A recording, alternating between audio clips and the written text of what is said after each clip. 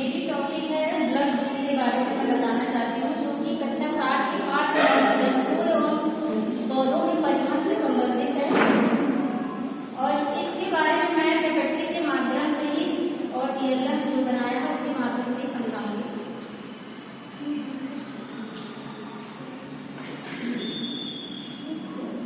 ये है दो पेपेट्री, जिसमें एक डॉक्टर है और एक है राजू। डॉक्टर साहब, मेरे पिताजी कैसे हैं? राजू, तुम्हारे पिताजी के सर में बहुत चोट आई है, उनका बहुत ज्यादा ब्लड बह गया है, बहुत ज्यादा खून बह गया है, जिसके कारण उन्हें बाहर से ब्लड चढ़ाने की जरूरत है। पिताजी, डॉक्टर साहब, ऐसा है आप मेरा खून चढ़ा दीजिए मेरे पिताजी को और उन्हें जल्दी से जल्द बचा लीजिए। राजू, ऐसा है बेटा कि हम किसी भी व्यक्ति को किसी का भी खून नहीं चढ़ा सकते हैं।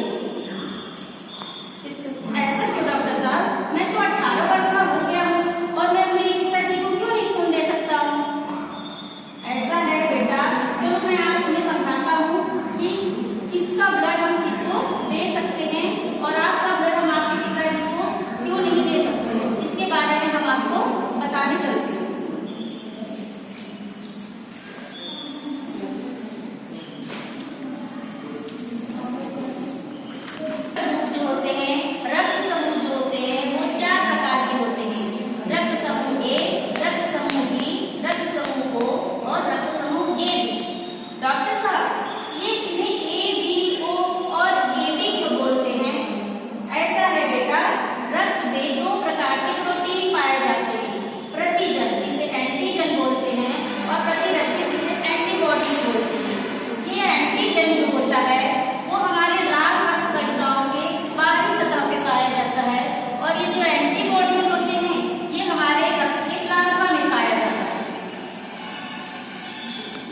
और को भी नाम दिया गया है, ये प्रतिजन के आधार में दिया गया है।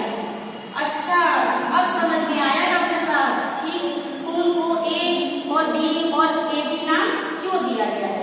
अब बेटा राजू देखो, जो अगर किसी व्यक्ति का A ब्लड ग्रुप है तो हम उसे सिर्फ A ब्लड ग्रुप वाले व्यक्ति को दे सकते हैं या तो सिर्फ AB ब्लड ग्रुप वाले व्यक्ति को दे सकते हैं। और जिस व्यक्ति का ब्लड ग्रुप B है वो B वाले को दे सकता है या फिर AB वाले को दे सकता है। और जिसका O है वो AB को भी दे सकता है, O को भी दे सकता है, B को भी दे सकता है और ब्लड ग्रुप A वाले को भी दे सकता है। और AB ब्लड ग्रुप वाला व्यक्ति सिर्फ अपने AB ग्रुप वाले को दे सकता है।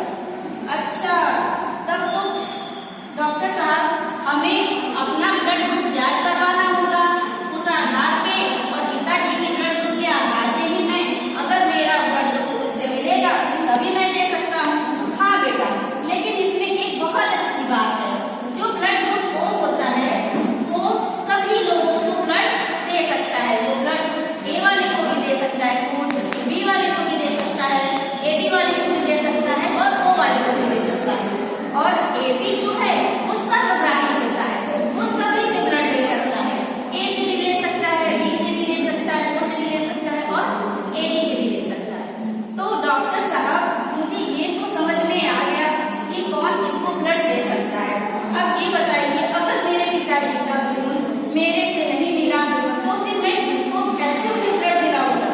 ऐसा है बेटा, बहुत बड़े बड़े हॉस्पिटलों में ब्लड बैंक होते हैं, उसमें ब्लड को खून को सुरक्षित किया जाता है, जिसमें सोडियम साइट्रेट नाम का रसायन डाल के उसे हम 30 दिन तक संरक्षित कर सकते हैं। और पता है, इसको संरक्षित करने के लिए 4.5 डिग्री सेंटीग्रेड पे उसको रखना पड़ता है और हम सिर्फ 30 दिनों तक सुरक्षित रख सकते हैं।